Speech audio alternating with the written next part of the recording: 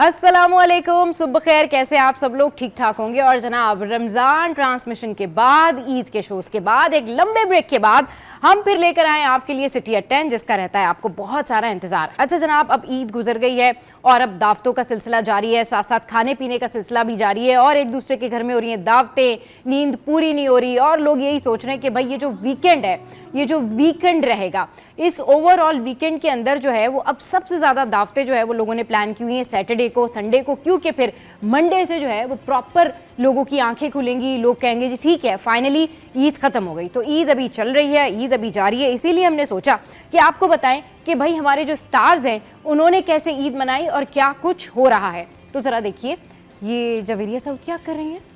अच्छा जी, अब आपको ले चलते हैं शुमाइला के टोटके की जानिब। और शुमाइला का जो टोटका है ना, वो क्या है? ये है हाजमा दुरुस्त करने का टोटका।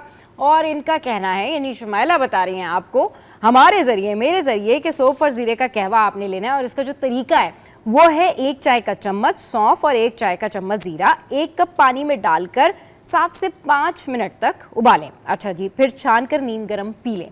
तो फिर क्या होगा कि रोज़ाना खाने के बाद पीने से हाजमा बेहतर होगा, गैस और बदहज़मी में कमी आएगी। ये नुस्खा कुदरती, आसान और हाजमे के लिए बेहतरीन है। तो ये तो हो गया जनाब शुमाइला का टोटका, और ये टोटका आपने ज़रूर इस्तेमाल करना है और फिर आपने देखना है कि जो आपका जो हाजमा है उससे काफ़ी चीज़ें बेहतर हो जाएंगी। अच्छा जी, आज हमारे शो में ऑब्वियसली हम टॉप स्टोरीज़ शामिल करेंगे, हमारे साथ हमारे रिपोर्टर्स होंगे, इसके अलावा हमारे साथ जो है वो एजुकेशनिस्ट भी होंगे, प्रोफेसर साहब होंगे, क्योंकि भाई बच्चों अब कमर कस लो, अब पढ़ाई की बारी है। और साथ साथ हम बात करेंगे कि जो हमारा तालीमी निज़ाम है उसमें जो जो प्रॉब्लम्स हैं उसकी डिस्कशन करेंगे। इसके अलावा हमारे साथ होंगे हर्बलिस्ट भी, जो कि बता सकेंगे कि जो ईद पे आपने बड़े सारे खाने खाए ना, और अभी जो हफ्ते इतवार की दावतें आनी है आगे, उसके लिए आप अपने डाइजेशन को और मैदे के मसाइल को जो है वो कैसे कंट्रोल कर सकते हैं। दैन हमारे साथ सिंगर्स मौजूद होंगे। तो आज बहुत कुछ है सिटी 10 में आपके लिए, कहीं आपने जाना नहीं है, बस थोड़ी देर में हम वापस आ रहे हैं। Will take a short break here, keep watching city 10। Welcome back. तो जनाब, इस वक्त में हमारे ब्यूरो चीफ कराची जो हैं अशरफ भाई हमारे साथ मौजूद हैं, लेकिन उससे पहले जो है उनको वेलकम करने से पहले जो है वो थोड़ा सा हम सिटी अपडेट्स के ऊपर जाते हैं और आपके साथ में सिटी अपडेट्स शेयर करते हैं। तो सबसे पहले मेरे पास क्या है जनाब, सबसे पहले आपको बताते हैं सोने के रेट्स। तो सोने जो है, सोने की कीमत में हो गया है इजाफा। आलमी मार्केट में सोना $22 महंगा होकर $36,110 फी ऑन्स पर पहुंच गया और 1 तोला सोना 2380 रुपये महंगा, जबकि कीमत 3,23,380 रुपये की नई बुलंद तरीन सतह पर पहुंच गई है। तो जनाब, ये तो मैंने आपके साथ में सोने के रेट्स जो है वो शेयर किए। अब कुछ पल्सेस की तरफ आ जाते हैं, क्योंकि भाई अब बिरयानी खा के और खाबे खा के थक गए होंगे, तो दालों के रेट्स भी आपको बता देते हैं। दालों में जो है वो माश की दाल के होलसेल प्राइस हैं 405, मूंग की जो वॉश्ड दाल है होलसेल प्राइस हैं इसके 310, मसूर की दाल जो है उसके होलसेल प्राइस हैं 250, फिर दाल चना जो है उसके होलसेल प्राइस हैं 340 और काबली चना जो है उसके होलसेल प्राइस हैं 310। तो ये तो मैंने आपके साथ में जो है वो होलसेल प्राइस जो है वो शेयर किए। इसके अलावा हमारे पास जो है वो मटन, आपको मटन की प्राइस बताते हैं कि 2000 किलोग्राम जो है वो मटन है। अच्छा, इसके अलावा अंडे जो हैं उसके हैं 260 और चिकन जो है वो है 650 की, और बीफ यानी जो बछिया है वो है 1150 की। तो ये मैंने आपके साथ में जो है वो रेट्स शेयर किए और ये सिटी अपडेट्स हैं। इसके अलावा जो ट्रेन के मामलात हैं, जो प्लेन के मामलात हैं, बस कुछ देर में आपके साथ में शेयर करेंगे। अब कुछ बात करते हैं हमारे ब्यूरो चीफ कराची अशरफ भाई से। अशरफ भाई, welcome to the show, Eid मुबारक। और पूरे 1 महीने के बाद जो है वो अशरफ भाई हमारे शो पर आए हैं, लेकिन बहुत सारी बातें करने से पहले थोड़े से शिकवे और शिकायत। भाई, जब मैं रमज़ान ट्रांसमिशन कर रही थी तो लोग मज़े से जो है वो इफ्तार पार्टी, और पूरी जो हमारी ब्यूरो है ना वो गायब होती थी, इफ्तार करने जा रही है, और मतलब मज़े से, और एक मैसेज आता था इफ्तार पार्टी है, आपने आना है। अच्छा जी, बिल्कुल 11th आवर पे। ये बताएं, आपने मज़े से इफ्तार पार्टियाँ की, खूब आपने रमज़ान गुजारा, ये मुझे क्यों नहीं बुलाया आप? नहीं, वो आपका तो ट्रांसमिशन चल रही थी माशाल्लाह से, तो 1 महीने जो हम दूर रहे तो आपका तो रमज़ान ट्रांसमिशन आप 4-4 घंटे की, वो फिर उसके बाद थक भी जाती थी। हाँ। इसलिए तो यहाँ पे ऑफिस में हम लोगों ने कुछ रखे थे, सब ने अलग अलग, तो उसके बाद हमने अफ्तार भी की, क्योंकि फैमिली के अलावा ये वाला भी बहुत इम्पोर्टेंट है। सही। और बाकी रमज़ान बहुत अच्छा गुजरा। कैसा गुजरा रमज़ान? अच्छा गुजरा, बहुत ज़बरदस्त। सही। और अगर हम देखें, हाँ, एक तो गेट टुगेदर के अलावा भी जो काम था ये सारा था, क्योंकि आपने देखा रमज़ान में गर्मियाँ शुरू हो गई थी अच्छी खासी भी, तो काम करने में रोजे में कैसी हालत हो जाती है। सही। मगर ये है कि आप भी काम कर रही थी, इतना लंबी ट्रांसमिशन कर रही थी, तो आपको भी आइडिया कि क्या आदमी बिल्कुल रोजे में बिल्कुल बिल्कुल ये तो होता है। तो ये है कि सिलसिला के ना रमज़ान में भी हमने यही देखा, जो हम खबरें दे रहे थे, जैसे आपने बताया कि जो खाने पीने की अशिया है, ये सब, जैसे सब्जियों की कीमतें बहुत नीचे आ गई अगर हम 3 महीने से उसे कंपैरिजन करें। अच्छा, लेकिन तो जो गोश्त वगैरह ये सब है उसकी प्राइस बहुत ऊपर है। जैसे चिकन है, हाँ। तो अभी ये तो नीचे है चिकन, लेकिन जो ईद से पहले और चांद रात को ये तो 800-800 रुपए किलो पे चली गई थी। तो वही है कि जो हम लोग अपडेट दे रहे थे, तो इसमें ये मुतलका इदारे हैं, जैसे सिंध गवर्नमेंट ने भी इस पे क्रैकडाउन शुरू किया था, कमिश्नर कराची ने क्रैकडाउन शुरू किया था। तो लेकिन अगर क्रैकडाउन का भी देखें तो आवाम को उसका फायदा नहीं मिला।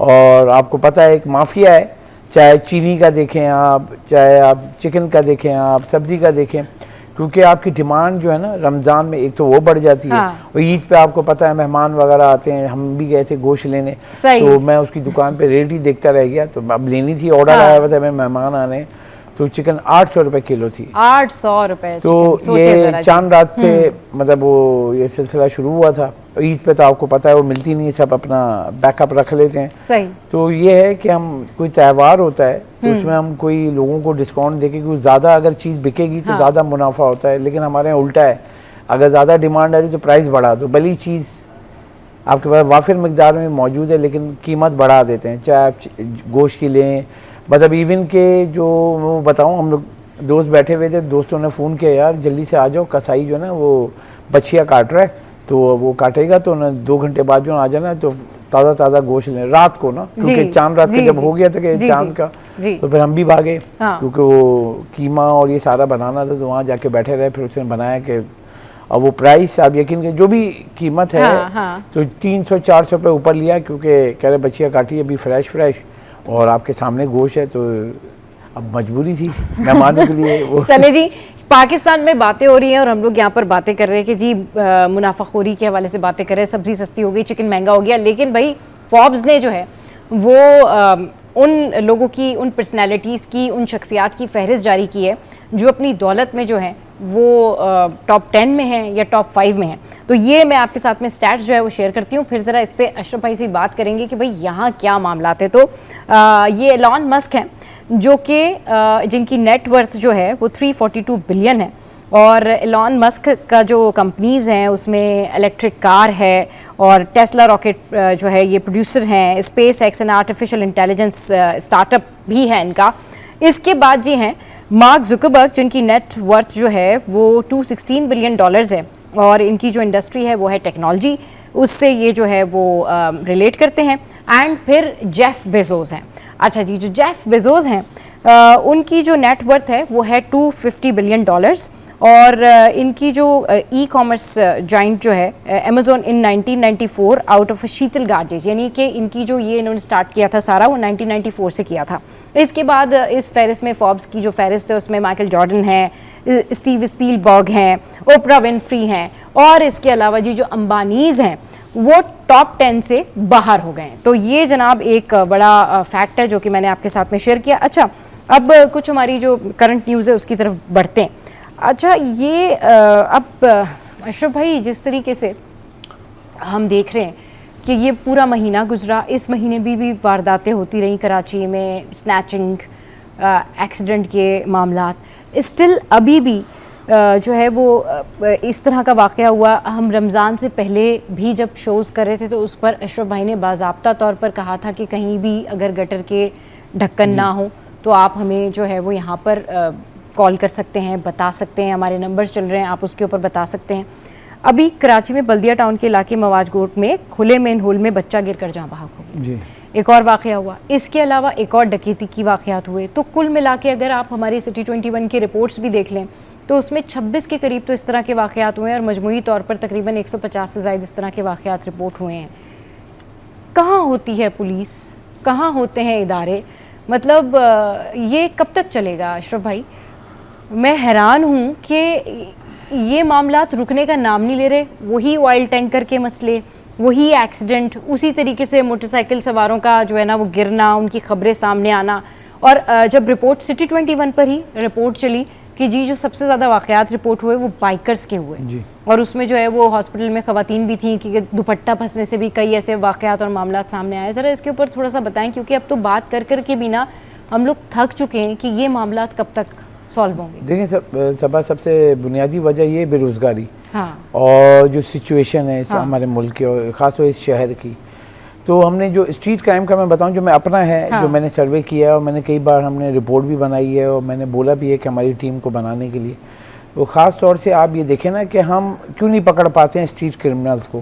तो बुनियादी वजह ये है कि हमारे जो मुतलका इदारे हैं उनकी नाकामी की वजह क्या है। अगर मैंने आपको कई दफ़ा मैंने बोला कि अभी भी मैं गया था मेमार में रमज़ान में ना, तो हमने अफ्तार पार्टी थी, तो हम जा रहे थे अल आसिफ से आप टुवर्ड्स मेमार जाएंगी तो आपको राइट साइड पे ये मोटरवे है, ठीक है, M9 मोटरवे, आपको अल आसिफ से मेमार तक आपको सिर्फ झुग्गियाँ नज़र आएंगी, और ये वो हैं सलाब जदगान के नाम पे आके रह रहे हैं। और यकीन करें, मैंने पुलिस को भी इन सब से भी पूछा, मैंने आपको पता है कौन लोग रहते हैं यहाँ, क्रिमिनल हैं, कौन है, दहशतगर्द हैं।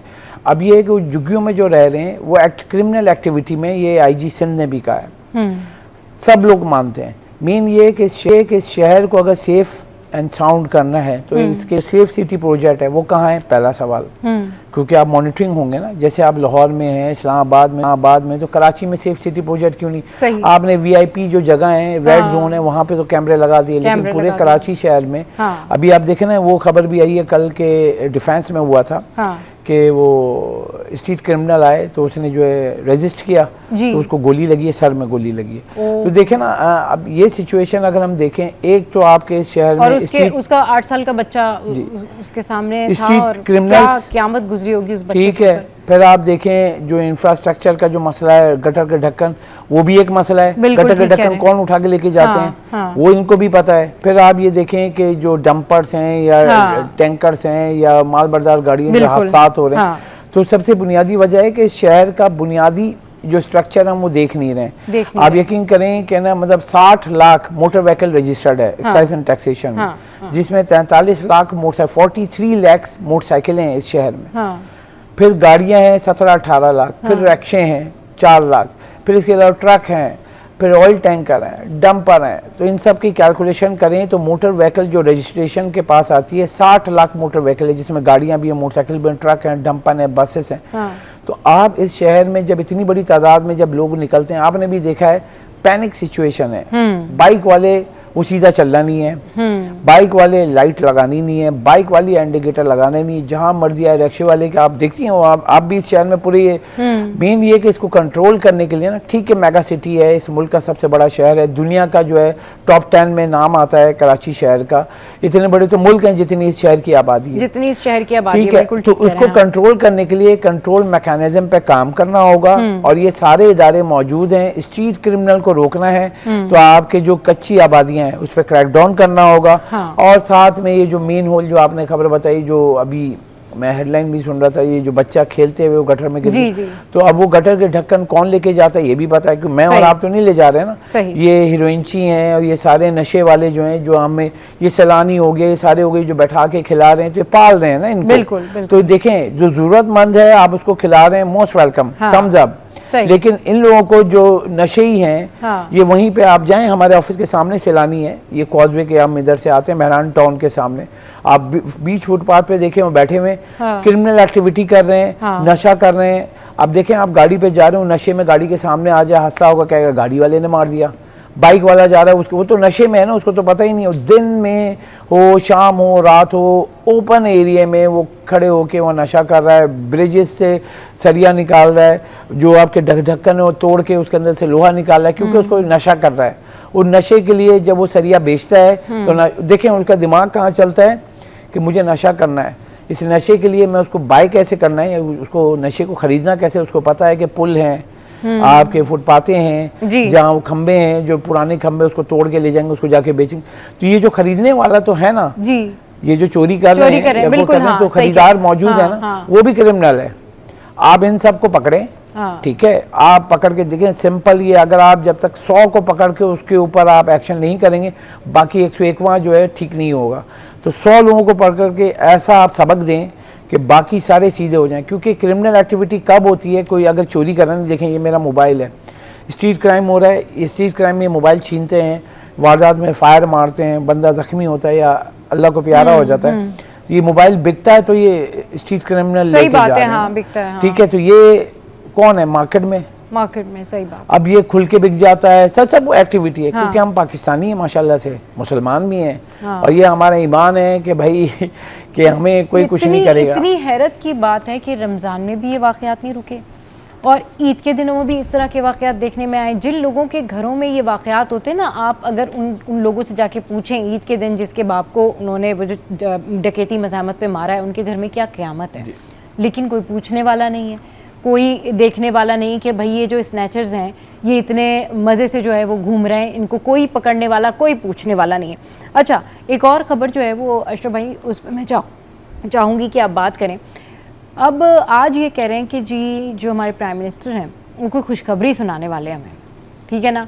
और मुमकिन तौर पर बहुत सारे लोग जो है वो इस बारे में बात कर रहे हैं कि भाई बिजली जो है वो सस्ती होने जा रही है। तो जमात इस्लामी के जो मेंबर्स हैं वो सारे वेट कर रहे हैं, मतलब कराची वाले तो खुशी से पागल हो गए। मतलब मैंने जब ये खबर सुनी तो मुझे लगा भाई शुक्र। ज़रा थोड़ा सा बताएं क्या बैकग्राउंड है, वाकई कोई ऐसी खुशखबरी है? देखें, खुशखबरी जो बन सकती है, देखें इन्होंने जो बेस टैरिफ होता है, एक तो बिजली मंथली माहाना कॉस्ट होती है, उसके अलावा बेस टैरिफ होता है, मिनिमम है 34 रुपए का रेट है हमारा, उसमें फिर टैक्सेस वगैरह मिला के 45 रुपए पर यूनिट है बिजली। सही। अब इसमें देखें कि जो federation of Pakistan chamber of commerce हैं और साबिक वफाकी वजीर तिजारत रहे हैं गौहर एजाज साहब, उन्होंने एक इंकशाफ किया था। इंडिपेंडेंट पावर प्लांट जो कहलाते हैं IPPs, बन IPPs हैं, उसकी हम पैसे दे रहे थे, that is called capacity charges. वो अरबों रुपए थे, यानी कि ये मेरा प्लांट है, ये मैंने लगाया है और ये 40 साल 20 साल पुराना है, ये बंद है, बिजली नहीं बन रही, फर्नेस ऑयल के पावर प्लांट से ये, उसके मैं अरबों रुपए पैसे दे रहा हूँ। अरबों रुपए किससे ले रहा हूँ? आवाम से, मुझसे, आपसे। तो वो क्या है, बंद पावर प्लांट के जो चार्जेस हैं वो कैपेसिटी चार्जेस में थे। फिर उसके बाद जो डॉलर महंगा हुआ तो कैपेसिटी चार्जेस बढ़ते बढ़ते 2 सालों में वो आपके चले गए 20 रुपए एक यूनिट पे। पूरा पाकिस्तान जो है 1 यूनिट पे 20 रुपए कैपेसिटी चार्ज बंद पावर प्लांट के पैसे दे रही थी। सही। तो गौहर एजाज साहब हैं जो कि साबिक वफाकी वजीर तिजारत भी रहे निगरान गवर्नमेंट में, फिर एप्टेमा के सरपरस्त आला हैं, उन्होंने ये इंकशाफ किया कैपेसिटी चार्जेस का, बहुत ज़्यादा फेडरेशन हाउस ने किया।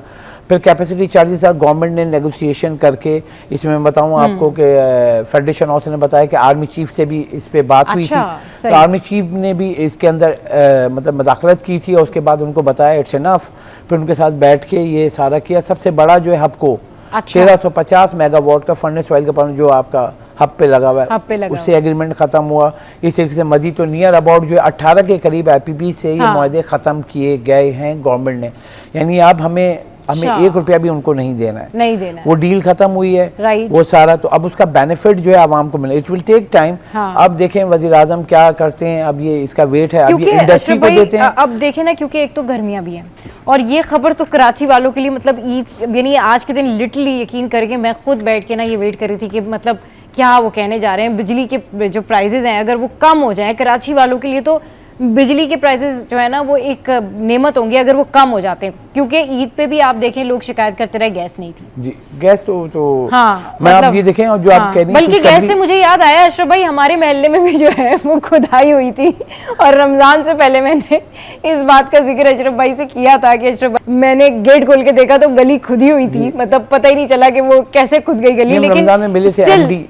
लेकिन स्टिल गैस नहीं है। MD SSGC से मिले थे तो उन्होंने ये बताया था कि आपकी मेन लाइन जो है ना, एक मेन आर्टरी है, जैसे हार्ट को जो मेन आर्टरी से जो ब्लड आ रहा है, उसके अलावा छोटी आर्टरियां यानी छोटी वेन्स होती हैं, उससे खून को डाइवर्ट करते हैं। तो आपकी मेन आर्टरी से कनेक्ट होना रह गया। गलियों में पहले उन्होंने पाइपलाइन डाल दी है, अब उसका मेन आर्टरी से यानी कि मेन गैस सप्लाई लाइन से उसको मिलाना है, फिर आप लोग के इलाके में जो कनेक्शन हो जाएगा। तो फिर ये तो वजह ये कि 40 साल में इन इलाकों में जो ये डेवलप हुए ये एरिया, जैसे नॉर्थ कराची हो गया, शादमान हो गया, नॉर्थ नाजाबाद, नाजाबाद, इन्होंने खर्चा किया है इस पे। अब इसके बाद क्या होगा, जो प्लास्टिक के जो बहुत ज़बरदस्त वाले पाइप हैं वो डाले गए कि अब आप भूल जाएंगे ये गलेगा, ये होगा। पहले लोहे के पाइप थे तो आपके यहाँ प्रेशर नहीं आ रहा था, अब प्रेशर भी अच्छा होगा बहुत जल्द। उन्होंने जो हमें बताया रमज़ान में मुलाकात हुई थी, उनका बहुत जल्द जो है उनका रिकनेक्ट करके गैस का इशू जहाँ आपका टेल एंड एरिया है वहाँ इशू हल हो जाएगा। मगर गैस के साथ अगर हम देखें जो बिजली का आप बोलिए तो ये जो आया है रेट 7 से 8 रुपए पर यूनिट का एक्सपेक्टेड है कि ये वज़ीर आज़म अनाउंस करेंगे। अगर 7 से 8 रुपये इसके अंदर भी वो हैं, अब इंडस्ट्री के लिए करते हैं, हाँ। फॉर ऑल करते हैं, कमर्शियल सार्फिन है इसमें, घरेलू सार्फिन है इसमें, और अगर ये हो गया 7 से 8 रुपये, क्योंकि आप देखें सारा वो मिला के टैक्सेस वगैरह इस वक्त 45 रुपये का एक यूनिट है।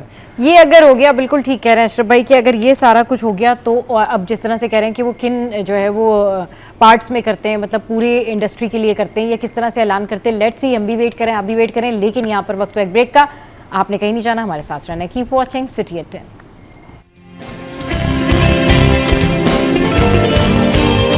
Welcome back. तो जनाब मौसम का हाल जान लेते हैं और हमारी जो करस्पॉन्डेंट है रिमशा, वो इस वक्त मौजूद है हमें मौसम की अपडेट देने के लिए। रिमशा, गुड मॉर्निंग, ईद मुबारक, कैसी हैं आप?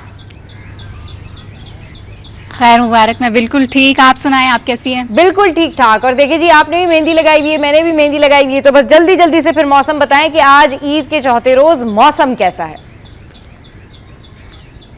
जी बिल्कुल, ईद में तो बिल्कुल हमने एकदम से देखा कि पहले दिन ही जो है वो दर्जा हरारत एकदम से 3 से 4 डिग्री सेंटीग्रेड तक बढ़ गया। 35 से जो है वो 38 डिग्री सेंटीग्रेड चला गया और गर्मी की शिद्दत जो है वो 40 डिग्री सेंटीग्रेड तक महसूस की गई। अगर हम आज बात करें तो आज भी जो है वो दर्जा हरारत 38 डिग्री तक जाने का इम्कान है और मौसम जो है वो आज भी जो है वो गर्म और खुश्क रहेगा।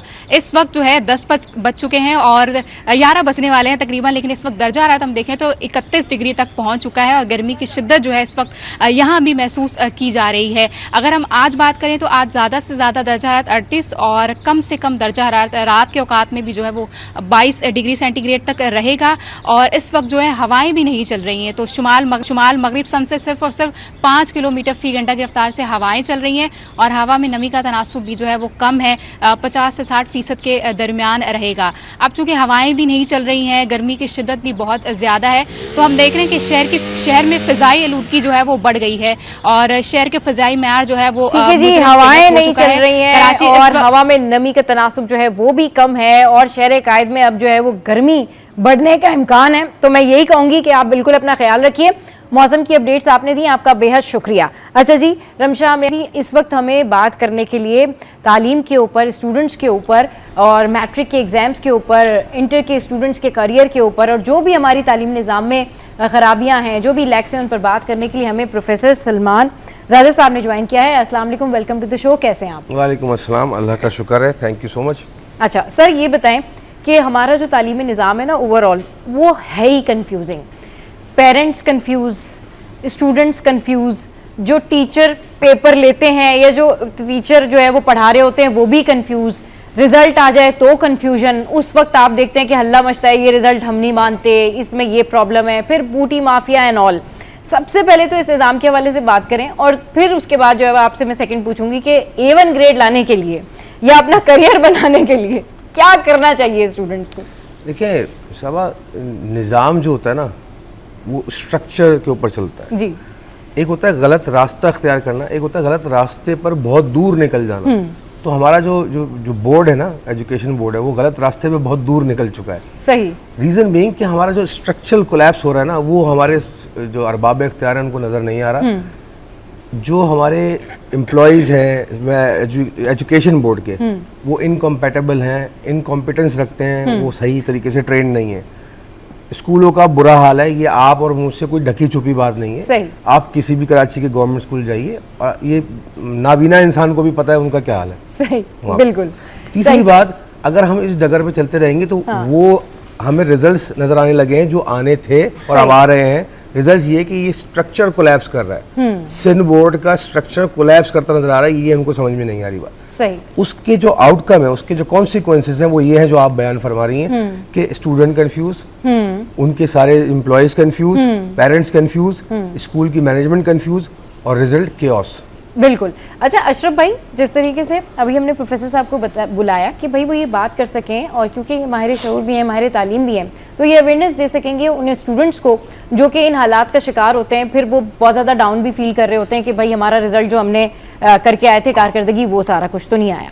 तो इस हवाले से ज़रा आप थोड़ा सा बताएं कि आप पिछले दिनों हम लोग देख रहे थे कि बहुत ज़्यादा हम इस हवाले से रिपोर्ट कर रहे थे कि भाई ये सारा कुछ हो रहा है मैट्रिक बोर्ड में, या सारा कुछ हो रहा है इंटर बोर्ड में, या अब स्टूडेंट्स अपने करियर के लिए क्या करेंगे।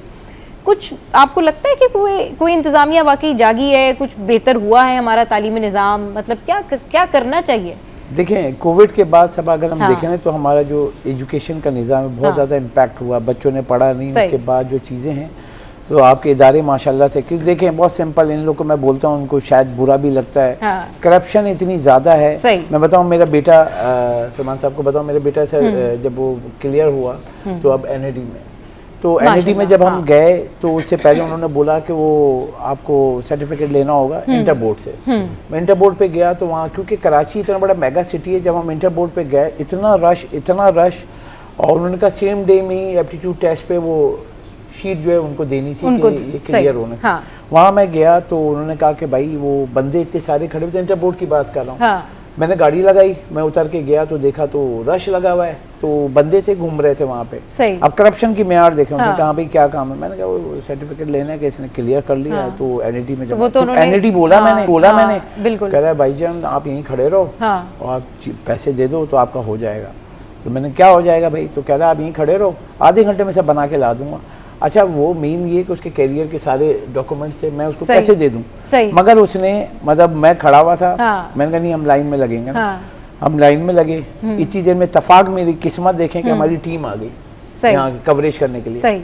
तो वो मेरा ऑटोमेटिक हो गया वो, लेकिन वो वहाँ पे वो घूम रहे होते हैं, ये सर भी बताएंगे। हाँ। ये हर इदारे में है बिल्कुल। अशरफ साहब, ये चाहे सिर्फ मैं तालीमी आपको- इदारे में नहीं, हाँ। मैट्रिक बोर्ड हो, सही। इंटर बोर्ड हो, हायर तो अभी एजुकेशन मुझे बोर्ड हो। पूछा ना, मेरी बेटी अब 9th में आई है, हाँ। वो बता रही है पेपर होंगे तो उससे बिल्कुल। पहले कुछ नहीं, उसको हम फिल करने के बाद देंगे, वो क्या चीज़ है? ये बिल्कुल एक नया एग्जाम इन्होंने इंट्रोड्यूस करवाया है कि भाई अब जो नए तरीके से ना इस तरह से एग्जाम होगा, थोड़ा सा इस बारे में बताएं ताकि स्टूडेंट्स को पता चले कि भाई उनको करना क्या है एक्चुअली। देखिए एक मिसाल दी जाती है कि कौवा चला हंस की चाल, हाँ। अपनी भी भूल गया। बिल्कुल।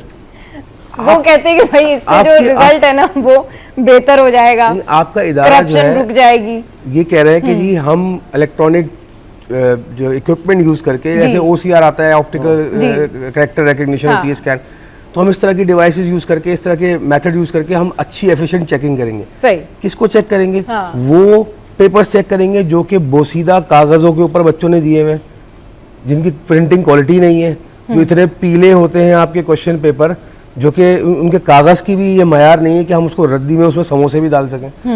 तो मैंने आपको एक अच्छी चीज़ किया कि आपकी अगर किसी भी बिल्डिंग की बुनियादें, पिलर टेढ़े होंगे तो ऊपर से उस बिल्डिंग को कितना भी सीधा कर लें वो टेढ़ी ही कहलाएगी।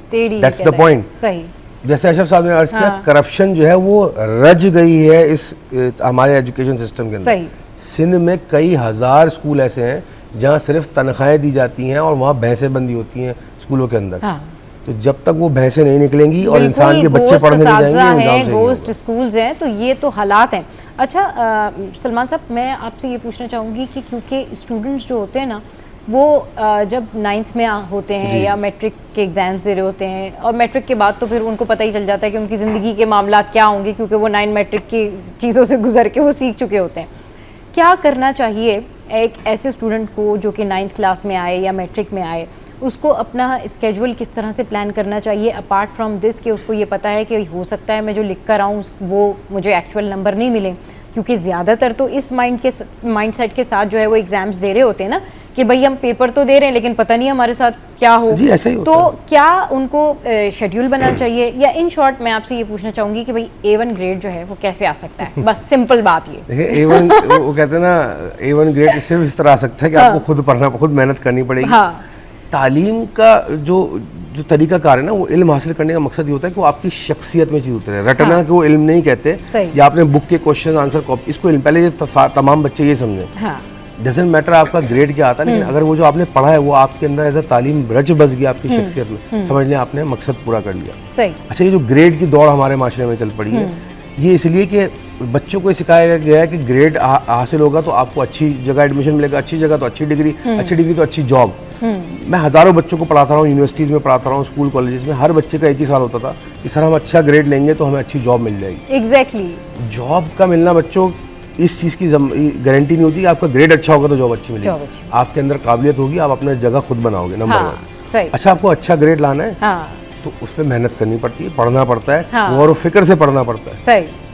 अच्छा, ये जो हमारा स्कूलिंग निज़ाम है, चाहे वो हाँ। प्राइवेट हो या वो, इसमें हमारे पास पैरेलल बोर्ड्स और दूसरे भी हैं। अगर आपको लगता है कि तालीमी निज़ाम अच्छा नहीं है, मैं अच्छे ग्रेड जाना चाहता हूँ, इंटरनेशनल लेवल पे जाना चाहता हूँ, तो दूसरे बोर्ड्स जो पैरेलल हैं वो अवेलेबल है। मैं नाम नहीं लूँगा, सब जानते हैं। जो दूसरे बोर्ड्स हैं लोकल, वो अच्छे हैं, बेहतर है, सही, तो आप उस पर जा सकते हैं, उस अच्छे पे भी grades जा के लिए। सकते हैं। जी, ठीक बिल्कुल है। जा अच्छा, अब जो क्योंकि हमारा तालीमी निज़ाम है उसमें हम कहते हैं कि जो बूटी माफिया है वो आप देखें बड़ा सरगर्म है। मतलब मैं हैरान हो जाती हूँ सलमान साहब कि आप तरीके चेक करें चीटिंग के, कि मुख्तलिफ तरीक़ों से चीटिंग हो रही होती है। टीचर सर पे खड़े होते हैं, फिर चीटिंग हो रही होती है और दिखा रहे हो। अच्छा, और फिर एक और चीज़ ये कि पेपर में वो लिख कर भी आ रहे होते हैं। वो एक होता है ना कि टॉन्ट मारना कि मैंने तो तैयारी नहीं की, इस तरह की चीज़ें भी वो लिख कर आ रहे होते हैं। हमने तो बहुत दिखाई भी है, सिटी 21 ने तो इसको बहुत ज़्यादा दिखाया भी है।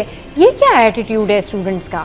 ठीक है, अगर आपने नहीं पढ़ना या आपकी तैयारी नहीं है तो आप पेपर के ऊपर इस तरह से चीज़ें करके आ रहे हैं, तो आपको नहीं लगता कि उनका जो नंबर होता है, जो कॉपी नंबर होता है, वो भी बोर्ड के पास होता है? तो बोर्ड को इस हवाले से कोई मुनज़्ज़म चीज़ तो करनी चाहिए ना, कि जो बच्चे इस तरीके से करके आ रहे हैं या जो स्टूडेंट इस तरह से करके आ रहे हैं, क्योंकि ये हमारे मुस्तकबिल के मेहमान हैं। ये बहुत सारे बच्चों ने इस हवाले से ये कंप्लेन की कि कुछ बच्चे ये हरकत करके आते हैं, कुछ स्टूडेंट्स ये हरकत करते हैं, जिसकी वजह से बोर्ड जो है वो सारे स्टूडेंट्स को जिम्मेदार ठहराता है कि स्टूडेंट्स यही करते हैं। देखिए, नंबर 1 बात तो ये कि ये एक इंडिकेटर है कि हमारी नौजवान नस्ल किस कैफियत, जहनी कैफियत से गुजर रही है। यानी कि उनके अंदर हम, आपने कहा मुस्तकबिल का मेहमान, बेशक हमारे मुस्तकबिल, लेकिन हमें ये फिक्र करनी चाहिए हमारा मुस्तकबिल का मेहमान जो है वो उतना कॉन्फिडेंट हो गया कि वो धमकियाँ दे के आ रहा है। हमारे मुस्तकबिल का मेहमान जो है वो चीटिंग कर रहा है। हमारे मुस्तकबिल का मेहमान जो है वो गलत तालीम हासिल कर रहा है। हमारे मुस्तकबिल का मेहमान गलत हाथों में है, एजुकेशन सिस्टम में। हमारे मुस्तकबिल के मेहमान को वो तालीम दी जा रही जो मेहमान नहीं बन रहा, मुस्तकबिल का बीमार बन रहा है वो। सही। तो हमें ये इंडिकेटर्स हैं किसके लिए हैं, who is responsible and who is the one जो इसको करेक्ट करेगा। अरबाब इख्तियार ना, सही, तो वो सो रहे हैं। वो ये सवाल क्यों नहीं, वो ये चीज़ नोट क्यों नहीं करे? क्या जितने भी हमारे विद ड्यू रिस्पेक्ट जो हमारे अरबाब इख्तियार है, उनको नहीं पता स्कूलों के अंदर क्या हो रहा है, उनको नहीं पता बोर्ड के अंदर क्या हो रहा है, उनको नहीं पता चीटिंग किस तरह हो रही है? अभी ये केस उठेगा जब एग्जाम्स होंगे, चैनल्स पे शोर मचेगा कि चीटिंग हो रही है। एक आएंगे वो बयान दे देंगे, एक साहब, वजीर साहब या कोई भी जो भी, कि भाई हम इस पे सख्त एक्शन लेंगे। वो सख्त एक्शन पता नहीं कब होता है, वो हमें आज तक तो नहीं देखा। सही, बिल्कुल ठीक कह रहे हैं। अच्छा, ये बताएं कि हमारे यहाँ जो सिंध बोर्ड है, हमारा जो सिंध बोर्ड है, बहुत सारे स्टूडेंट्स इस बारे में कंफ्यूज हो जाते हैं कि भाई हम ओ लेवल्स पढ़ें या हम सिंध बोर्ड से ही अपनी तालीम कंटिन्यू करें। और जो बात आपने की ना कि ग्रेड की दौड़ में स्टूडेंट्स भाग रहे हैं, जैसे मैंने आपसे पूछा कि सर ये बताएं कि A1 ग्रेड कैसे आ जाएगा और उसके लिए स्टूडेंट्स को क्या करना चाहिए, तो आपने कहा भाई पढ़ना चाहिए और ये सारा कुछ करना चाहिए। लेकिन उसके बावजूद भी बहुत सारे स्टूडेंट्स जब 9th क्लास में आ रहे होते हैं, ज्वाइन कर रहे होते हैं 9th क्लास को, तो वो ये कहते हैं पता नहीं हम सिंध बोर्ड से पढ़ेंगे तो आगे हमारा करियर जो है उस तरीके से बन पाएगा या नहीं बन पाएगा, हम O लेवल्स पे जाएं या हम A लेवल्स की तरफ जाएं।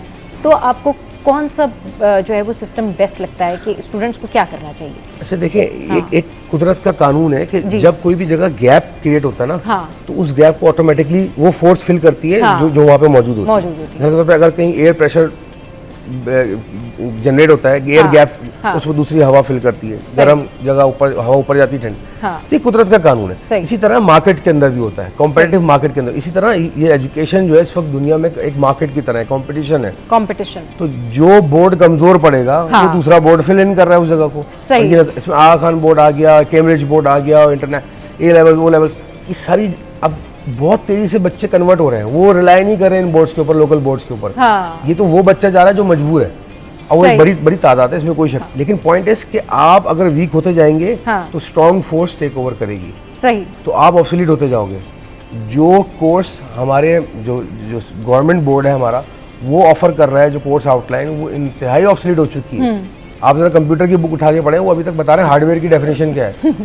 यहाँ पे AI आ गई है भाई, स्टारलिंक की सैटेलाइट लॉन्च हो रही है पाकिस्तान के अंदर, क्रिप्टो लीगल हो गया है। क्रिप्टो, इतना सारा बच्चा जो है जो क्रिप्टो ट्रेडिंग कर रहा है पाकिस्तान में इनडायरेक्टली। तो ये अभी तक बता रहे हैं हार्डवेयर। आपने जैसे बताया कि अलग अलग बोर्ड्स हैं, तो कैम्ब्रिज हो गया, A लेवल्स हो गया, O लेवल्स हो गए सर, तो इसका कंपैरिजन दें। जैसे हमारा मैट्रिक बोर्ड है या इंटर बोर्ड है, उसमें क्या रिजल्ट में क्या फर्क है? उधर जो बच्चा आ रहा है उसका रिजल्ट क्या अच्छा आ रहा है? क्योंकि आप देख रहे हैं। मैं इसकी बड़ी सिंपल मिसाल में दो टोक बात कर देता हूँ कि 1980 की एक गाड़ी है और एक आज 2025 की टेस्ला है। अब आप कहें कि जी उस गाड़ी का रिजल्ट क्या आ रहा है भगाने में, दौड़ने में, उसकी इंजन साउंड, और 2025 की टेस्ला का क्या रिजल्ट? बहुत अच्छी बात की कि अभी तक हमारे स्टूडेंट्स को जो है वो हार्डवेयर और सॉफ्टवेयर जो है वो पढ़ाया जा रहा है, लेकिन दुनिया जो है वो कहाँ से कहाँ पहुँच गई। चलिए जी, इस पर मजीद डिस्कशन करेंगे। यहाँ वक्त एक ब्रेक का, आपने कहीं नहीं जाना, हमारे साथ रहिए। Welcome back. तो बात हो रही है तालीम की, और मैं चाहूँगी कि कंक्लूजन जो है वो प्रोफेसर साहब से और अशरफ भाई से, दोनों से ले लूँ। सर, ये इस मसले का ना ज़रा कंक्लूजन दे दें, क्योंकि हमारे पास टाइम होता है शॉर्ट, तो हम चाहेंगे कि आप कंक्लूजन दे दें जिसमें बच्चों को भी मैसेज चला जाए, पेरेंट्स को भी और असातिज़ा को भी। इतने उलझ चुके हैं कि इसको सुलझाना इतना आसान नहीं है। बहुत हमें ड्रास्टिक और रेडिकल चेंजेस लाने पड़ेंगे, बहुत ज़्यादा हमें तेज़ी से इस पर काम करना पड़ेगा, और बहुत बुनियादी दर्जे पे काम करना। फिलहाल बच्चों को ये चाहिए कि आप इल्म किसी की मिरास नहीं होता। आप किसी भी डिपेंडेंट, आप कौन से बोर्ड से कर रहे हैं ये नहीं, हमने भी वक्त गुजारा है। आपकी अपनी जुस्तजू बहुत ज़रूरी है। पढ़ने की जुस्तजू रखिए, क्यूरियोसिटी रखिए अपनी। जब आप इल्म हासिल करने निकलेंगे ना, डिग्री हासिल करने के बजाय, तो आपको रास्ते खुद ही सही मिलने लग जाएंगे, फिर बोर्ड इररिलेवेंट हो जाएंगे। ये मैं बच्चों के लिए बोल रहा हूँ। सही। तो इल्म हासिल करने की जुस्तजू पैदा करें, डिग्री के पीछे मत भागे, डिग्री खुद ब खुद आएगी। डिग्री इंसान को बड़ा नहीं करती, इल्म इंसान को बड़ा करता है। सही। डिग्री जो है वो इंसान को बड़ा नहीं करती, इल्म इंसान को जो है वो बड़ा करता है। बहुत अच्छी बात की है।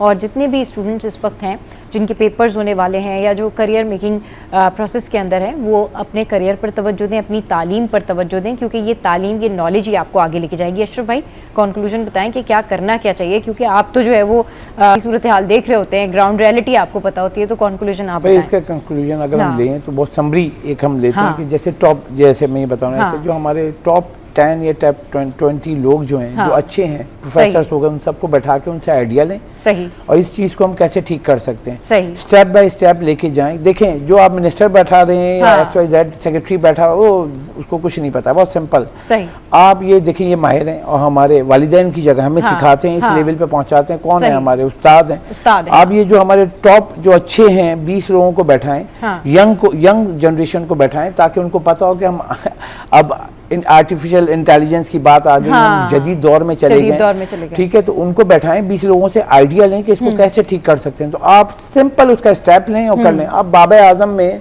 जैसे इन्होंने बहुत अच्छी मिसाल दी, 1980 की गाड़ी को टेक्सला से कंपेयर नहीं कर सकते। इसके लिए इन 20 लोगों को बैठाएं, इनसे आइडिया लें और आप बिल्कुल उसके ऊपर इम्प्लीमेंट कर दें। और उसके ऊपर जो इम्प्लीमेंट करना चाहिए, बहुत अच्छी बात की अशरफ भाई ने कि जितने भी एजुकेशनिस्ट हैं, प्रोफेसर्स हैं, उन लेवल के लोगों को बिठाकर एक मीटिंग करें और ग्रेजुअली इस प्रोसेस को मेंटेन करें कि भाई किस तरीके से तालीमी निज़ाम होना चाहिए, बच्चे कंफ्यूज ना हो, स्टूडेंट्स को पता होना चाहिए कि एक क्लियर विजन होना चाहिए कि हमारा फ्यूचर ये है, हमने मेहनत करनी है, हमने पास होना है और फिर ये हमने अचीवमेंट्स करनी है। बहुत शुक्रिया सलमान साहब, बहुत शुक्रिया अशरफ भाई हमारे शो पर आने के लिए। अच्छा जी, शो में यहाँ वक्त तो एक ब्रेक का। ब्रेक के बाद जब हम वापस आएंगे तो फिर आपके साथ में शेयर करेंगे हेल्थ इश्यूज़, और हेल्थ में आजकल सबसे ज़्यादा लोगों को प्रॉब्लम है स्टमक की, और स्टमक के जो भी मसाइल हैं हम आपको बताएंगे, लेकिन इस ब्रेक के बाद हमारे साथ रहिए। Welcome back. तो जनाब, अब हम कुछ बात करेंगे स्टमक इश्यूज़ के ऊपर, और हमारी जो मिथ्स है ना आज, वो भी बहुत सारी मिथ्स हम क्लियर करेंगे कि भाई लीमू इस्तेमाल कर लें तो क्या फ़ायदा हो जाता है, हल्दी इस्तेमाल कर लें तो क्या फ़ायदा हो जाता है। स्टमक के इश्यूज़ क्या हैं, क्यों भारीपन महसूस होता है, क्यों जलन महसूस होती है, क्यों जब कोई इवेंट्स आते हैं, ईद हो या बकरा ईद हो या व्हाटएवर, जब भी कोई इवेंट्स हो, शादियां हो, और अब तो वैसे ही शादी सीज़न है, तो इसमें जब आप खाना खा रहे होते हैं थोड़ा सा रूटीन से हटके, तो मैदे में प्रॉब्लम शुरू हो जाती है। इस पर बात करने के लिए हमें ज्वाइन किया है शाह भाई ने, और हमें ज्वाइन किया है डॉक्टर दुर्रा शहवार ने, जो कि जनरल फिजिशियन भी हैं। आप दोनों को अस्सलाम वालेकुम और ईद मुबारक। कैसे शाह भाई आप? अल्लाह का शुक्र है। कैसी गुजरी ईद? बहुत अच्छी गुजरी है, बच्चों के साथ गुजरी अच्छा, है, फैमिली के साथ गुजरी है। और रमजान में भी बिजी गुजरी, बड़े मशवरे दे रहे थे शाह भाई रमजान में भी लोगों को। जितने लोग इस वक्त आपके व्यूअर्स देख रहे हैं, सबको बहुत बहुत ईद मुबारक। चलें जी। अच्छा शाह भाई, आपसे ही जो है वो स्टार्ट कर लेती हूँ मैं। ये बताएं कि हमेशा यूजुअली जब भी कोई कंप्लेन करता है स्टमक से रिलेटेड, तो वो यही कंप्लेन कर रहा होता है कि भाई हमने कल खाना खाया था, आज हमें जो है वो जलन हो रही है, या भारीपन महसूस हो रहा है, या फिर हमारा जो मैदा जो है वो सही, उसका हाजमा ठीक नहीं है। थोड़ा सा बताएं कि भाई इसके लिए क्या करना चाहिए। ये अक्सर उन लोगों के साथ होता है जो रात का खाते हैं, फौरी सो जाते हैं। अच्छा, हाँ, वो पेट पे अफारा भी करती है, तेजाबियत भी करती है, गैसेस भी बहुत बनाती है, सर भारी हो जाता है, खट्टी मीठी डिकारें शुरू हो जाती हैं। तो ये दूसरे दिन इसकी कंप्लेन आ रही होती है। बाज़ लोगों को तो उसी दिन ही महसूस होता है, जिनको अक्सर तेजाबियत रहती है। जिनको स्टार्टिंग होती है उनको दूसरे दिन महसूस होती है। और बाद लोगों को कब्ज की शिकायत होती है, हाथ पांव जलने शुरू हो जाते हैं। सही। एक ये रीजन भी होता है, चिड़चिड़ापन होता है, बहुत जल्दी नाराज हो जाते हैं, गुस्सा आता है। हाँ। और कोशिश करें खाना खाने के कम से कम 2 घंटे बाद बेड पे जाएं। अच्छा, फौरी तौर पे ना जाएं। ओके, तो उससे ये नुकसानात होते हैं। सही। और साथ में ये है कि कोशिश करें कि आलू चावल गोभी पराठा ये चीज़ों का इस्तेमाल ना करें। आलू चावल गोभी पराठा वगैरह इस्तेमाल ना करें। सही। और अगर रात के टाइम पे करना है ये तो लाइट कुछ खा लिया करें, कुछ लाइट खा लिया करें। सही। दिन के टाइम पे बेशक आप भारी खाएं, जो खाएं, आप चलते फिरते रहते हैं ना, हजम हो जाता है। सही। तो इसके लिए कोई अगर कोई रेमेडी या कोई देखिए इसका बहुत ही आसान नुस्खा है। आपने लेना है सौंफ 50 ग्राम, ठीक, अजवाइन 50 ग्राम, पुदीना देसी 50 ग्राम, अनारदाना 50 ग्राम, सही। इनको मिला के बारीक पाउडर बना लें। खाना खाने के बाद आधी चम्मच पानी के साथ फौरी तौर पे टिकार आएगी, मैदा भी ठीक होगा, हाजमा भी बेहतर होना शुरू हो जाएगा, भारीपन भी दूर होगा, फारा भी दूर होगा। ओके, चलिए जी, डॉक्टर दुरेश अवार भी हमारे साथ मौजूद हैं। कैसी रही आपकी ईद? अच्छी गई? अल्लाह का शुक्र है। अच्छा डॉक्टर साहब ये बताएं कि बहुत सारी ख़वातीन का क्या होता है कि यूजुअली वो अगर अपनी डाइट से हटके ईद हो, बकरीद हो या फिर शादियां हो या कोई इवेंट हो, ज़्यादा खा लिया, या नॉर्मली भी वो ये कंप्लेन करती हैं कि भाई हमने फ़लाँ चीज़ खा ली, हमारे मैदे में जलन हो रही है, तो ये इसके लिए क्या करना चाहिए? क्या ट्रीटमेंट है? क्या उनको जो है वो इलाज करवाना चाहिए? देखिए सबसे पहले ना अगर हम रमज़ान से बात करें तो रमज़ान में हम एक फ़ेस में चले जाते हैं इंटरमिटेंट फास्टिंग, जो कि आजकल बड़ा कॉमन सबको पता है, जो अल्लाह की तरफ से एक रहमत हमेशा से मौजूद थी। तो इंटरमिटेंट फास्टिंग में क्या होता है, जैसे आप सहूर के टाइम पे, सहर पे कुछ लेते हैं, इफ्तार के टाइम पे लेते हैं, तो अगर कोई आप हैवी चीज़ लेते हैं तो आपके स्टमक को इतना टाइम मिलता है कि वो डाइजेस्ट कर लेता है, गैस्ट्रिक एम्प्टिंग आराम से हो जाती है, ब्लॉटिंग नहीं होती है। अब वही बात जब हम रूटीन डाइट में आते हैं फ़ौरन ईद के बाद जैसे शुरू हो जाता है, तो हम लोग फ़ौरन से एक तो हैवी आइटम शुरू हो जाते हैं, शुगरी आइटम हमारे शुरू हो जाते हैं, फ्राइड आइटम शुरू हो जाते हैं। तो ये सब क्या करते हैं, ये गैस्ट्रिक एम्प्टिंग को डिले कर रहे होते हैं, यानी जो हमारा पेट जिस तरह से खाली होना चाहिए वो नहीं होता, और फिर ब्लॉटिंग कर रहे होते हैं। तो ब्लॉटिंग करते हैं तो वही बात है कि आपको पेट में इंडाइजेशन महसूस होता है, उसकी वजह से आपको एकदम से लोग कहते हैं ना कि पेट भारी महसूस हो रहा है, वेट गेन भी शुरू हो जाता है। रमजान में हम क्या करते हैं कि इंटरमिटेंट फास्टिंग पर होते हैं, तो पानी का इंटेक इफ्तार में फिर भी ले लेते हैं जैसे, लेकिन उसमें भी पानी का इंटेक आपको जूस की फॉर्म में नहीं होना चाहिए, फ्रेश फ्रूट्स या अगर ताज़ा जैसे आजकल तरबूज है इसका शरबत वगैरह लें तो ज़्यादा अच्छा होता है। लेकिन रूटीन के अंदर हम लोग क्या करते हैं कि फ्राइड आइटम, हैवी आइटम, आप लोग देखें ना जितनी भी दावतें होती हैं सब में वो चला होता है, उसके साथ फिर ड्रिंक्स होती हैं, ये सब आपका शुगर लेवल बढ़ाते हैं और इससे आपकी गैस्ट्रिक एम्प्टिंग डिले होती है।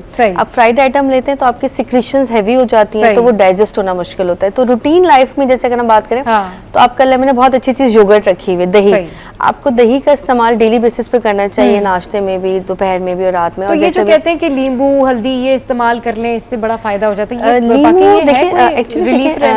आपका डाइजेशन को बेहतर करता है, इसमें सिट्रिक एसिड होता है, लेकिन मसला ये है कि आपका इंपॉर्टेंट चीज़ है वो डिपेंड करता है कि आप डाइट में पोर्शन क्या ले रहे हैं और कितना ले रहे हैं और कब ले रहे हैं, इंपॉर्टेंट है। अब मिसाल के तौर पर मैं भर के प्लेट खा रही हूँ, उसमें एक नींबू निचोड़ रही हूँ, दैट विल नॉट हेल्प ना। तो आपने अपनी डाइट में डेली बेसिस में जो भी आप डाइट में उसमें हेल्दी ग्रीन वेजीज जैसे होते हैं, आप उसमें पोर्शंस बना लें, 3 पोर्शन होने चाहिए, 1/3 पोर्शन जो है उसमें आपके ग्रीन लीफी वेजिटेबल्स होने चाहिए, आपका 1/3 पोर्शन में अंदर आप राइस ले लें या उसके साथ आप दाल ले लीजिए या दाल के साथ रोटी ले लीजिए, इस तरह से पोर्शन बनाना चाहिए। और फिर वो बात जो भी सरनी की कि आपको सोने से कम 2 घंटा पहले लास्ट मील जो है ना वो आपको 8 o'clock पे लेना चाहिए, क्योंकि हमारा जो डाइजेस्टिव सिस्टम है ना वो विद सन चलता है।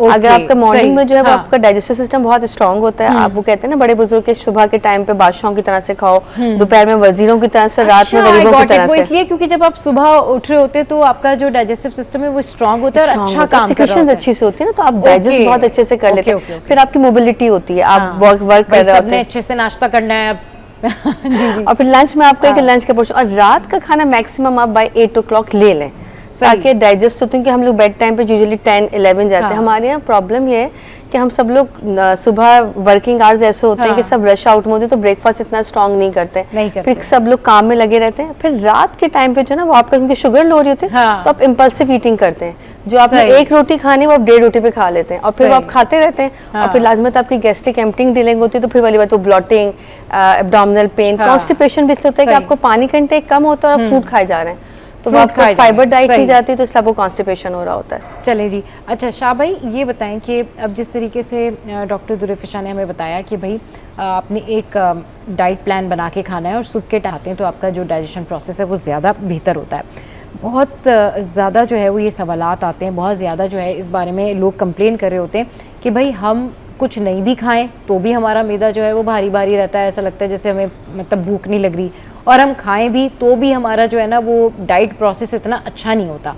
तो क्या ये मैदे में कोई प्रॉब्लम होती है या फिर ये रूटीन की वजह से जो है वो ये इतनी सुस्ती फील होती है लोगों को कि वो खाने में भी होता है ना कि मैदा सही नहीं काम कर रहा तो वो सुस्त भी फील कर रहे हैं, उनसे खाया भी कुछ नहीं जा रहा, और अगर वो खा भी रहे हैं तो वो भी उनको सही नहीं लग रहा होता। तो थोड़ा सा इस बारे में बताएं कि क्या करें इस तरह के लोग। हाँ, पहले तो आप वही स्टाइल दोबारा करके बताएं कि खबरदार खाना क्या करें इस तरह। हाँ, वो मैंने कहा था बस सबने सुबह सुबह नाश्ता करना है। मुझे स्कूल याद आ गया। जी सही। देखिए जिस तरह भी डॉक्टर साहब ने बताया कि अपनी रूटीन चेंज हो गई है, और दूसरा सिट्रिक जो लीमू है उसका इस्तेमाल, सारी डिटेल उन्होंने बता दी है, तो बहुत अच्छा बताया। उसके साथ साथ ना ये भी करें कि आप हर चीज़ खाने की आदत डालें।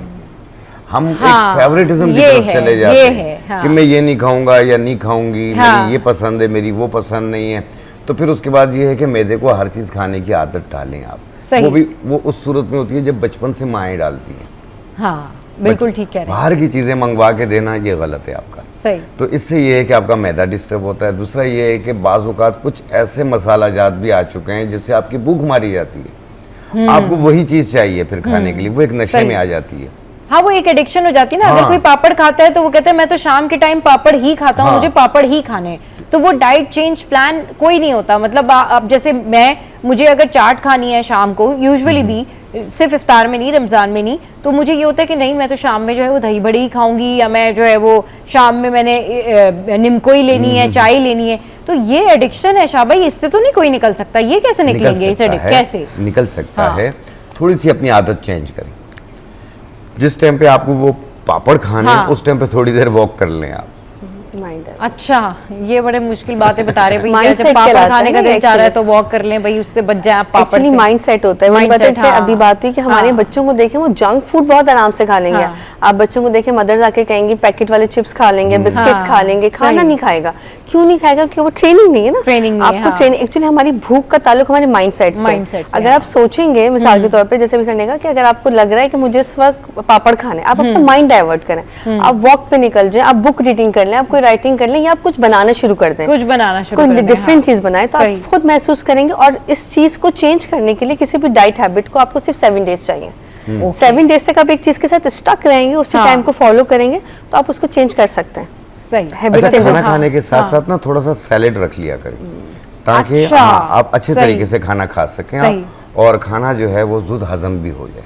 सही। अब उसमें यह है कि हम खाना खाया, उसके ऊपर ही हमने 1-2 गिलास पानी पी लिया, सही, वहीं बैठे रहे, टीवी देखते रहे, ऐसा ना करें। 40-50 कदम चल लें।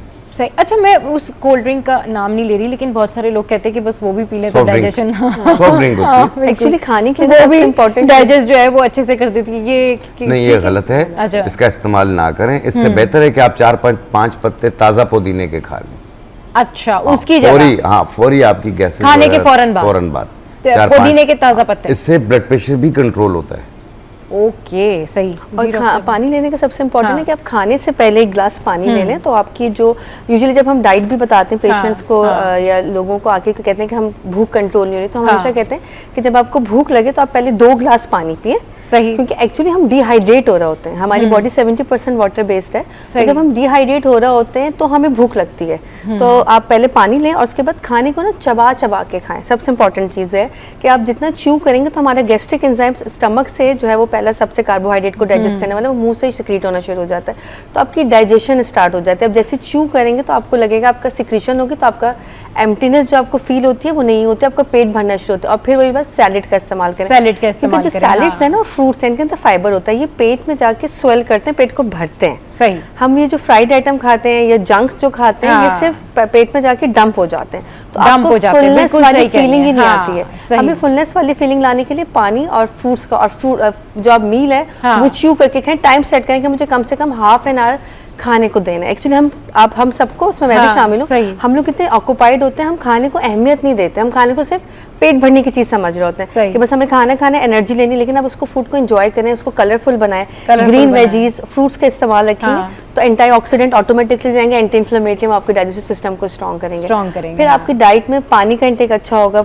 आप कोलास के बजाय वो ये बात आप फ्रेश फ्रूट्स के जूसेस बना लें, आजकल मेलन है, वाटरमेलन मौजूद है, ऑरेंजेस भी इस वक्त अवेलेबल है, तो आप उसके जूसेस फ्रेश निकालें विदाउट एडिंग शुगर, आप उसका इंटेक करें। और हमेशा कोशिश करें जूस का इस्तेमाल और जितने भी सिट्रस फ्रूट्स हैं इनका इस्तेमाल आप मगरिब से पहले, क्योंकि थोड़ा सा उनमें फाइबर डाइट होता है तो डाइजेस्ट मुश्किल से होता है। शाह भाई, अच्छा नाश्ता, बैलेंस नाश्ता, क्या एक ही टाइप का नाश्ता रोज़ करना चाहिए या चेंज कर लेना चाहिए? और क्या ऐसे नाश्ते में क्या ग़िज़ा खानी चाहिए कि वो आपको पूरा दिन मतलब हेल्दी फील करें आप और लगे कि नहीं आप एनर्जेटिक हैं? देखिए, वैसे तो मैंने स्टार्ट में एक जुमला कहा कि हर चीज़ खाने की आदत डालनी चाहिए। दूसरा ये है कि आप 2-3 खजूरें खा लें सुबह नाश्ते में। अच्छा। हाँ, 1 कप दूध पी लें और उसके साथ 1 आध बॉयल अंडा ले लें आप। अच्छा, बेहतरीन नाश्ता ये अंडा। बाज़ लोग दूध की जगह जूस ले लेते हैं। सही।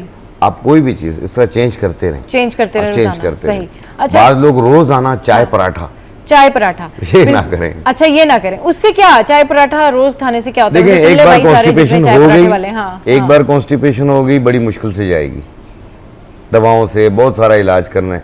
कॉन्स्टिपेशन जो है आपकी कई बीमारियों को जन्म लेगी। हाइपरटेंशन होगी, पाइल्स होने के चांसेस बढ़ जाएंगे, मैदे की दूसरी प्रॉब्लम शुरू हो जाएंगी, तेजाबियत शुरू हो जाएगी, फेस्टुला होने के चांसेस होंगे, तो ऐसे बहुत सारी चीजें हो जाएंगी। बहुत सारी चीजें, बिल्कुल सही कह रहे हैं कि इस तरह से ना एक अपना नाश्ता, कोलेस्ट्रॉल बढ़ने के चांसेस, कोलेस्ट्रॉल बढ़ने के चांसेस खतरनाक हो जाता है। तो अगर कॉन्स्टिपेशन हो तो वो पेशेंट्स फिर क्या करें? वो उनको जरा बताएं ना, उनको रेमेडी। देखिए, जिन लोगों को भी कॉन्स्टिपेशन यानी कब्ज की शिकायत रहती हो तो वो 1 गिलास सादा पानी लें, उसमें 1 बड़ा चम्मच इस्बगोल छिलका डाल लें, मिक्स करके थोड़ी देर के लिए रख लें, 5 मिनट के बाद चम्मच के साथ शेक करें और पी लें। रात सोते वक्त पिए और सुबह निहार मुंह पिए। सही, फायदा आपको पहले ही दिन होगा। अदरवाइज अगर ये चीज भी नहीं है तो सेब तकरीबन हर घर में मौजूद है, उसे अच्छी तरह धो के छिलकों के समेत खा लें। 1 सेब दोपहर को खाएं, आप देखें 10 मिनट के बाद कब्ज टूट जाएगी। 10 मिनट के बाद, बिल्कुल सही कह रहे हैं। अच्छा, जो पाइल्स के पेशेंट्स होते हैं शाह भाई, इनको बड़ी तकलीफ हो रही होती है, ये बताएं इनके लिए कोई रेमेडी? जी बिल्कुल, जिनको भी पाइल्स की शिकायत रहती है तो फाइबर का इस्तेमाल करें। फाइबर इस्बगोल में बहुत होता है। इस्बगोल छिलका 1 चम्मच 1 गिलास पानी में मिला के रोजाना रात को सोते वक्त पिए, 1 टाइम रोजाना पिए, या सुबह निहार मुंह पी लें, कोई हर्ज नहीं है। सही। और इसके साथ एक रेमेडी बता रहा हूँ जो कि किसी भी किस्म का पाइल्स हो, चाहे वो फेस्टुला हो, चाहे वो मस्से हो, चाहे वो ब्लीडिंग वाला हो या बादी बवासीर हो, इन सब के लिए आपने लेना है अंजुबार 50 ग्राम, गेरू 20 ग्राम, बिस्फाइज बूटी 20 ग्राम, संगे जराहत 50 ग्राम, 2 चीजें 50-50 ग्राम, 2 चीजें 20-20 ग्राम मिला के बारीक पाउडर बना ले। सही। आधी चाय वाली चम्मच सुबह नाश्ते से पहले, आधी चाय वाली चम्मच रात खाने से पहले पानी के साथ कंटिन्यू 2 महीने यूज करें और इस्बगोल छिलका पानी में मिला के 1 टाइम रोजाना पिए। अच्छा भाई, बहुत सारे लोग ना जब हर्बल ट्रीटमेंट की तरफ होते हैं ना तो वो उनके जहनों में ये ख्याल आता है कि कोई साइड इफेक्ट तो नहीं है, ऐसा कुछ तो नहीं है, तो ये ज़रा बताएं इसका। देखिए, जो इस वक्त हम जो आपके शोज़ में या मुख्तलिफ चैनल्स के शोज़ में होते हैं, हम वो चीज़ें बता रहे होते हैं जो एक आम चीज़ें होती हैं जिनका साइड इफेक्ट कोई नहीं होता। अच्छा। उसमें भी जड़ी बूटियों में भी साइड इफेक्ट वाली चीज़ें होती हैं। अच्छा, मेरे पास 900 जड़ी बूटियाँ। अच्छा, ठीक है, सही। लेकिन मैं 900 की 900 नहीं बताता, उनमें से कुछ करके बताता हूँ। ये वो चीज़ें हैं जो आम तौर पे आप अपनी मर्जी से भी बना के इस्तेमाल कर सकते हैं। अपनी मर्जी से भी बना के इस्तेमाल कर सकते हैं। अच्छा, डॉक्टर साहब हमारे साथ बैठी हैं तो इनसे पूछते हैं, बहुत सारे लोग जिस तरह से शाह भाई ने कहा कि वो जड़ी बूटियाँ या वो रेमेडीज़ बताते हैं जो लोगों के लिए बेनिफिशियल हैं, जो मेडिकल साइंस है या जो मेडिसिन है, इसमें आप लोग कितना रेकमेंड करते हैं कि नहीं आप हर्बलिस्ट के पास जा सकते हैं या इलाज करा सकते हैं? क्योंकि वो फिर जब ट्रीटमेंट कर रहे होते हैं ये वाला, तो फिर इसमें थोड़ा बहुत कॉन्ट्रडिक्शन आती है। जैसे भी है कि बहुत सी चीज़ें तो हम जो है वो हमारी एलोपैथिक मेडिसिन भी अलाउ करते हैं, जैसे इस्बगोल है, इसको हम फाइबर डाइट में आता है, अब ये मेडिकेटेड फाइबर के नाम से भी अवेलेबल होता है, बहुत से लोग ले सकते हैं। ये तो बहुत अच्छी बात है। इसी तरह से जैसे अब लेमन है, उसमें सिट्रिक एसिड, देखिए बहुत सी जड़ी बूटियाँ जैसे होती हैं उनके लोगों को साइड इफेक्ट्स नहीं पता होता, सुना इस्तेमाल करें। जैसे अभी बीच में आपने मोरिंगा का नाम सुना था, मोरिंगा के बहुत सारे फायदे हैं, हाँ। लेकिन उसके साइड इफेक्ट्स भी, वो हर मरीज या हर आम इंसान, हाँ। मेरे और आपके देखिए प्रॉब्लम क्या है, मैं हमेशा हर एक समय कहती हूँ कि मेडिसिन जो है ना, अगर वो हर्बलिस्ट से एडवाइस करे तो आप उससे पूछें, हाँ। हर्बलिस्ट के कहने पे, डॉक्टर के कहने पर, और हाँ। आप अगर कोई हकीम साहब ले रहे हैं उससे कहने पे आप कीजिए, खुद से मेरे और आपके कहने से ना सेल्फ मेडिकेशन ना करें, मेडिकेशन हाँ। आपके लिए अच्छी नहीं खुद से ना एक लें, चीज़, हाँ। मैं अक्सर मेरे पास पेशेंट्स आते हैं कि जी मैं ये दवा ले रहा हूँ, ये दवा दे रहा हूँ डॉक्टर की। मैं कहता हूँ देखो पहली तरजीह आपका अपना मुआलिज है, जो डॉक्टर की मेडिकेशन है वो जारी रखिएगा, उससे 1 घंटे का वक्फा रख के आप मेरी ये चीज़ इस्तेमाल कीजिएगा। और दूसरी चीज़, टेस्टें पैथोलॉजी हम भी कराते हैं, अच्छा, चेक करते हैं, हाँ बिल्कुल, टेस्ट वगैरह भी कराते हैं, उस हिसाब से भी मेडिकेशन सजेस्ट करते हैं।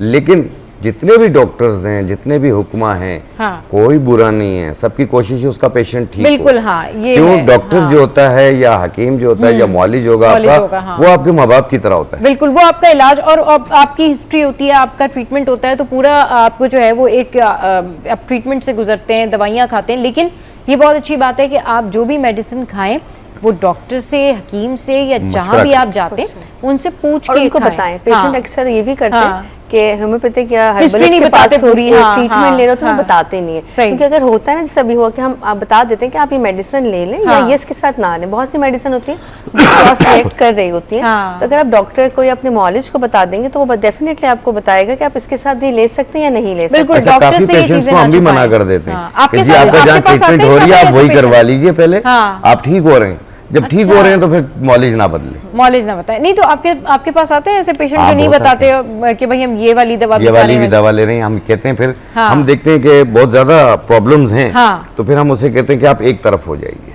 क्योंकि फिर वो आके डॉक्टर को या हर्बलिस्ट को या हकीम को या जहाँ पे भी वो जा रहे हैं इलाज के लिए, फिर वो ये कहते हैं जी हमें तो कोई फायदा नहीं हुआ इससे। हाँ। क्योंकि वो खुद ही फिर ये छुपा रहे होते हैं ना कि वो बिसाइड अपने दैट हिसाब कौन से, सी हाँ। मेडिसिन जो है वो ये खा रहे गलती हैं, खुद ये कर होता रहे है। हो। खुद हाँ। गलती कर दूं कि देखिए हर ट्रीटमेंट का और हर ट्रीटमेंट का एक ड्यूरेशन है, हाँ। और उसके प्रोटोकॉल होते हैं ना, तो सही। वो प्रोटोकॉल्स फॉलो करने होते हैं।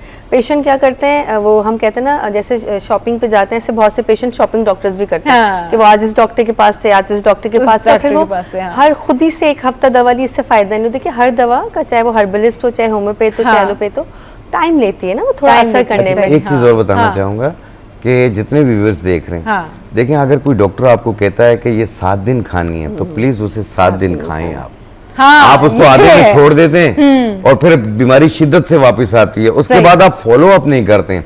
आप एक फॉलो अप जरूर कर लिया करें कि अब मैं क्या करूं। बिल्कुल, बहुत शुक्रिया शाह भाई और डॉक्टर दुरैफ़ शाह हमारे शो पर आए, और आपने जिस तरह से बातें शेयर की, दोनों ने बहुत अच्छी बात की, और उससे यही कंक्लूजन है कि भाई अपनी सेहत का ख्याल रखें, जो डॉक्टर आपको रेकमेंड कर रहा है वो मेडिसिन खाएं और अपना फॉलोअप ज़रूर लें। अगर 7 दिन की एंटीबायोटिक है तो 7 दिन खाएं, अगर आप कोई जड़ी बूटी से इलाज करा रहे हैं तो जो जिस तरीके से आपको बताई गई है उसी तरीके से खाएं, तो डेफिनेटली आप जो है वो हेल्दी रहेंगे। इसके अलावा आपने हेल्दी नाश्ता करना है और बिल्कुल भी अपनी सेहत का ख्याल रखना नहीं भूलना है। यहाँ वक्त तो एक ब्रेक का, ब्रेक के बाद जब वापस आएंगे तो फिर एक और सरप्राइज है, आपने कहीं नहीं जाना, हमारे साथ रहना है। Stay with us. Welcome back जनाब। तो 2 बड़े ज़बरदस्त जो हैं वो पर्सनैलिटीज़ इस वक्त हमारे साथ में मौजूद हैं, तो हमने सोचा कि आपकी इनसे मुलाकात करवाते हैं। हमारे साथ हैं आसिफ सनान, आसिफ भाई जो कि गिटारिस्ट भी हैं और बहुत अरसे से जो है वो म्यूज़िक की फील्ड में हैं और बड़े पायनियर हैं, और हमारे साथ हैं अनीना सिंगर भी हैं और हमारे शो पर बहुत ज़्यादा आती हैं और मेरी बड़ी फेवरेट हैं, इनकी आवाज़ भी बड़ी अच्छी है। अस्सलाम वालेकुम, ईद मुबारक। कैसी हैं अनीना? अस्सलाम वालेकुम, ईद मुबारक। आपको भी, मैं बिल्कुल सही हूँ और आपको भी ईद मुबारक। जी हाँ बिल्कुल। आसिफ भाई आपको भी ईद मुबारक। कैसे हैं आप? ठीक ठाक हैं? बिल्कुल। कैसी गुजर रही है ईद आसिफ भाई? अभी तो क्योंकि ईद का चौथा दिन है, अभी तो चलती रहेगी ईद की दावतें जा रही है, बहुत ज़्यादा गहमा गहमी है, गहमा गहमी में जा रही है। अच्छा आसिफ भाई, आप अमेरिका वगैरह भी गए हुए थे इवेंट्स के लिए, थोड़ा सा बताएं लोगों को ताकि पता चले कि भाई आप कहाँ कहाँ गए, इवेंट्स दिए आपने। जी मेरे टूर्स में तो सारे पूरी दुनिया है, इंडिया हाँ। से है, जर्मनी है, अमेरिका। रिसेंटली अमेरिका का टूर था वो। अच्छा। और इसमें डिफरेंट सिटीज़ में परफॉर्मेंसेस थी जी। और इसमें कुछ यूनिवर्सिटीज़ में लेक्चर थे, और आप समझें कि साउथ इंडियन म्यूज़िक को किस तरह हम तालीम के साथ जोड़ सकते हैं, क्योंकि तालीम होगी तो चीज़ें आगे बढ़ेंगी। तालीम वो चाहे एकेडमिक हो चाहे मौसीकी की हो, सही, उसकी अहमियत से आप कभी नहीं भाग सकते। उसकी अहमियत से नहीं भाग सकते। बहुत अच्छी बात की। बहुत सारे लोग क्या होता है आसिफ भाई कि वो चाहते हैं कि वो गिटारिस्ट बने या वो गिटार बजाना सीखें। यहाँ पर छोटी छोटी ऐसी जगहें हैं, ऐसे इंस्टीट्यूट हैं जो कि सिखाते भी हैं, बट पर्टिकुलरली बहुत कम लोग इस फील्ड में आगे जा पाते हैं और बहुत कम लोग जो है वो इस फील्ड में करियर बना पाते हैं। तो पहले तो मैं ये पूछूंगी, करियर है इस फील्ड में? बिल्कुल है, और हर फील्ड की तरह ये फील्ड भी बहुत इम्पोर्टेंट है। हाँ। लेकिन आप जितना किसी काम को सीरियस लेंगे वो काम इतना आपको सीरियस लेगा।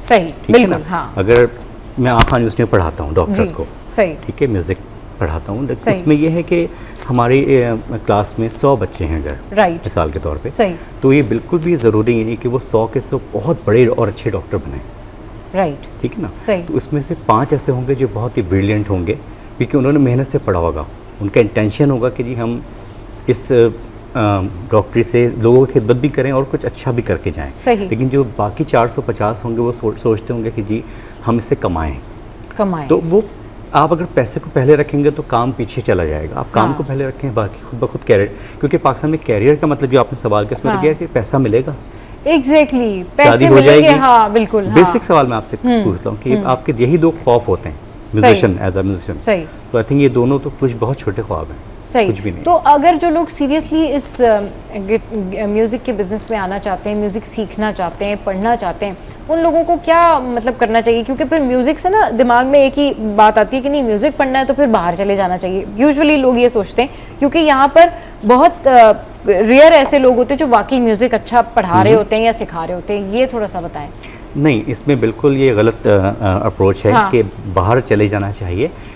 आई थिंक आप अपने, जैसे मैं बाहर जाता हूँ, अपना म्यूज़िक लेके, अपना म्यूज़िक लेके ठीक है ना, जाते हैं। तो सही। अपने जितने रूट्स और जितने फोक और कल्चरल हेरिटेज हमारी स्ट्रॉन्ग है, इतनी बाहर के ममालिक की नहीं है। बाहर की ममालिक की नहीं। लाइक आपका जो भी इस वक्त पाकिस्तान में जो म्यूज़िक है वो सारा फोक के ऊपर बेस कर रहा है, उसका ग्राउंड है वो बेस फोक है। सही। क्योंकि हमारा ओरिजिनल कंटेंट है ये। सही। तो जब आप कभी बाहर जाते हैं तो आप अपने ही लिबास, अपनी शख्सियत, अपने कल्चर के साथ जाएंगे तो आपको ज़्यादा रिस्पेक्ट मिलेगी। सही। ना कि आप उनके साथ रंगें। उनके तो आप यहाँ पे म्यूज़िक सीखें और तरीके से सीखें, एक उस्ताद के साथ सीखें, क्योंकि यहाँ बहुत उस्ताद हैं, सीखने वाले कम हैं मेरी नज़र में। सीखने वाले कम है, ये बहुत अच्छी बात की। नीना, आप बताएं आपकी कैसी जर्नी रही? आप भी जाती हैं, अमेरिका जाती हैं, इंग्लैंड जाती हैं, आप जो है इवेंट्स पर जा रही होती हैं, कॉन्सर्ट्स पर जा रही होती हैं। तो अभी रिसेंट आपका कोई बड़ा इवेंट था, क्या किया आपने? थोड़ा सा शेयर करें ताकि पता चले भाई व्यूअर्स को कि अनीना जो है वो कहाँ कहाँ गई। अभी मैं रिसेंटली दुबई में लैंग्वेज डे के हिसाब से था। हाँ। तो जैसे आसिफ ने कहा कि कल्चरल जो भी चीज़ है, मैं फोक और सूफ़ी को प्रेजेंट करती हूँ, तो वो जो चीज़ है वो वहाँ पे वाकई बहुत ज़्यादा मानी भी जाती है, उसके लिए लोग आते भी हैं, अप्रिशिएट भी करते हैं। तो जो अपने जो कल्चर या अपनी जो जड़ें हैं वो आपको बहुत आगे ले जाती हैं। और मेरा भी ये जो जर्नी चलता रहता है इसी की वजह से कि मैं अपने कल्चर को प्रमोट करती हूँ। चलिए जी, कल्चर की प्रमोशन की बात हो रही है और 2 इतने बड़े ज़बरदस्त लोग हमारे साथ बैठे हैं, तो ऐसा कैसे हो सकता है कि हम इनसे कुछ नहीं सुने? भाई आप बताएं हमें क्या सुना रही हैं? क्योंकि हमने कोऑर्डिनेशन भी नहीं है, लेकिन मैं आसिफ जो है वो कमाल के गिटारिस्ट हैं। आसिफ जी, हम आएंगे ए मेजर से और हम गाएंगे कोहारी है। अच्छा। और वो प्रेजेंट किया था हमने अमेरिका के एक ओक्लामा यूनिवर्सिटी में। सही। तो वो आपके लिए प्रेजेंट। श्योर।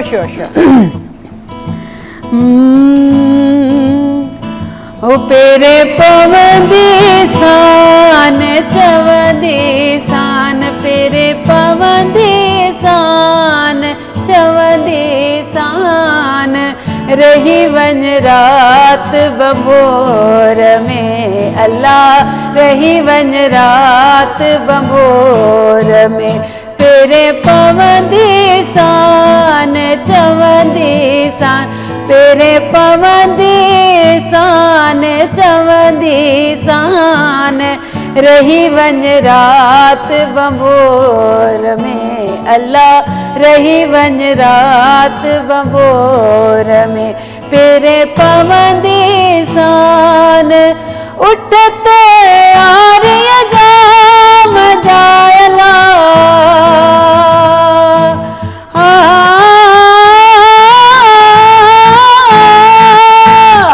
उठते आर्य जाम जायला, सरतियु जाम जा कुनल जाम जा, अदल जाम जा आर्य जाम जा, ओ वागू वठंदी सान चवंदी सान, वागू वठंदी सान चवंदी सान रही वन रात बंबोर में, अल्लाह रही वन रात बंबोर में तेरे पवंदे सान।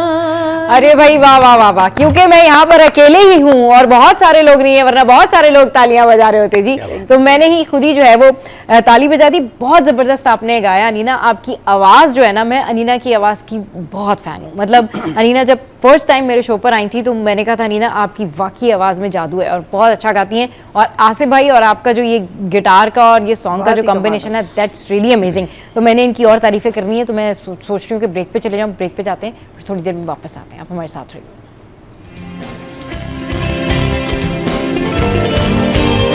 वाह, ज़बरदस्त ज़बरदस्त। और ये जो सॉन्ग है ना, ये जब सुनो ना तो जब ऐसा लगता है कि बड़ा ही ज़बरदस्त सॉन्ग है और बहुत अच्छा आसिफ भाई ने गाया भी और गिटार भी बड़ा अच्छा प्ले किया।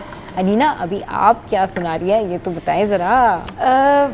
सुनाने को तो बहुत सारी चीज़ें हाँ, हैं, वैसे तो खैर वाकई में बहुत सारी चीज़ें मैं हैं। चाहती हूँ इस तरह की कोई चीज़ हो जो कि ऑडियंस को भी अच्छी लगे। हाँ। और जाहिर है मैं हमेशा एक चीज़ कहती हूँ कि आपके जो आप गा रहे हैं उसमें एक मैसेज भी हो, क्योंकि हाँ बिल्कुल, जो ये शुरू से कहती है नीना।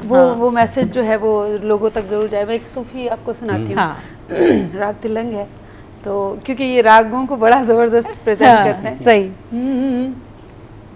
तो जनाब देखें कि हमारे जो स्टार्स हैं ये नमाज के टाइम पर मौजूद थे सारे, और वहाँ पर इन्होंने जो है वो अपनी ईद जो है गुजारी, क्योंकि वो मैचेस के लिए इंग्लैंड में इस वक्त मौजूद हैं। और हमारे चाहे म्यूज़िक इंडस्ट्री हो या हमारी ड्रामा इंडस्ट्री हो या हमारे क्रिकेटर्स हों, इन लोगों को हर जगह जो है वो बड़ी एप्रिसिएशन मिल रही होती है और हर जगह ही जो है ये लोग बड़ा पसंद किए जा रहे होते हैं। अच्छा आसिफ भाई, आपने कभी मतलब पड़ोसी मुल्क में जाके कभी, या दुबई में, या कोलैबोरेशन के साथ, या कहीं और अमेरिका में, इंग्लैंड में कभी कोलैब किया?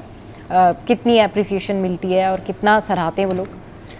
जी कोलैबोरेशंस तो बहुत सारे हैं दुनिया में हैं। मैंने आप इससे अंदाज़ा लगा सकते हैं कि मैंने ईदी साहब के लिए भी बजाया है। अच्छा। और मैंने प्रिंस चार्ल्स के लिए भी बजाया है। माशाल्लाह माशाल्लाह। तो you can see the horizon, मैंने कहाँ से कहाँ बजाया है। और मैक्स इंडिया में तो मैं खुद परफॉर्म बहुत मैंने किया है। अच्छा। और पाकिस्तान में आई थिंक कैलाश खेर आए थे। अच्छा। तो आई बेस्ट विद हिम। अच्छा। और यहाँ पे हमने बजाया था। और इसके अलावा अगर मैं कोई ख़ास आप पूछें मुझसे एज अ म्यूजिशियन, तो वो मैक्सिको में था एक शो मेरा, जिसमें 12 म्यूजिशियन थे, गिटारिस्ट थे। लेकिन उसमें सबसे इम्पोर्टेंट बात ये थी जो मैं उस दिन सीखी, क्योंकि इंसान सीख रहा होता है। जी जी। हर शो में दुनिया में आप जाते हैं, आप कुछ सीख रहे होते हैं। हाँ। तो एक चीज़ मैंने नोट की थी कि हम 12 म्यूजिशियन थे वहाँ पे। हाँ। और सब गिटार बजाते थे, लेकिन 12 तरीके से बजा रहे थे इसी गिटार को। सही। तो ये बहुत मेरी आई ओपनिंग था कि पाकिस्तान में हम गिटार बजाना चाहते हैं, बट गिटार में क्या बजाते हैं ये हमें नहीं पता। हाँ। क्योंकि गिटार सिर्फ गिटार गाना बजाना तो बहुत बेसिक चीज़ है, इससे कई ऊपर की चीज़ सही है।